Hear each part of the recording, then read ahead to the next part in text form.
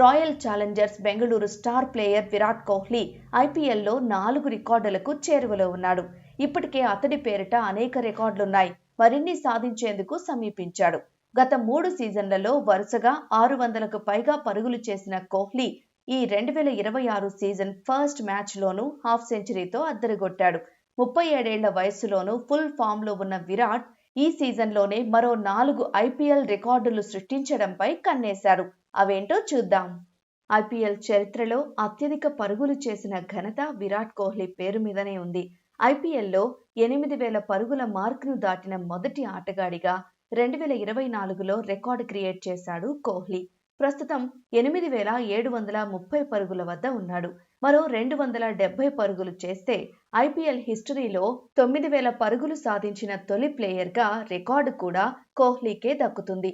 Virat form చూస్తుంటే ఈ మార్క్ను ఈ సీజన్లోనే దాటడం ఈజీనే అనిపిస్తోంది.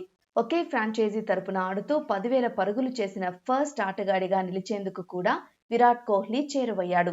ఐపీఎల్తో పాటు ఛాంపియన్స్ లీగ్ కలిపితే ఇప్పటికే బెంగళూరు తరపున కోహ్లీ చేసిన రన్స్ 9,000 దాటిపోయాయి.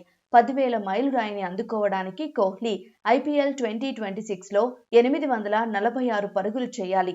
ఇది కష్టంగానే కనిపిస్తున్నా 2016 ఐపీఎల్ సీజన్లో 973 పరుగులు చేసిన ఘనత కోహ్లీకి ఉంది. ప్రస్తుతం అతడి ఫామ్ కూడా సూపర్గా ఉంది. ఈ తరుణంలో ఒకే ఫ్రాంచైజీ తరపున 10,000 పరుగులు చేసిన తొలి ఆటగాడి రికార్డ్ ఈ సీజన్లోనే కోహ్లీ సాధించగలడేమో చూడాలి. గత కొన్ని సీజన్లుగా కింగ్ కోహ్లీ తన పవర్ హిట్టింగ్ను చూపిస్తున్నాడు. ఐపీఎల్లో కోహ్లీ ఇప్పటి వరకు 296 సిక్సర్లు బాదాడు. మరో 4 సిక్సర్లు కొడితే ఐపీఎల్ చరిత్రలో క్రిస్ గేల్, రోహిత్ శర్మల తరువాత 300 సిక్సర్లు బాదిన మూడో ఆటగాడిగా కోహ్లీ రికార్డుల్లో నిలుస్తాడు. ఈ రికార్డును కోహ్లీ చేరుకోవడం ఖాయం. బెంగళూరులోని చిన్నస్వామి స్టేడియంలో విరాట్ కోహ్లీ ఇప్పటి వరకు 3,687 టీ20 రన్స్ చేశాడు. ఆర్సీబీతో పాటు ఇండియా తరపున టీ20లో చేసిన రన్స్ ఇవి.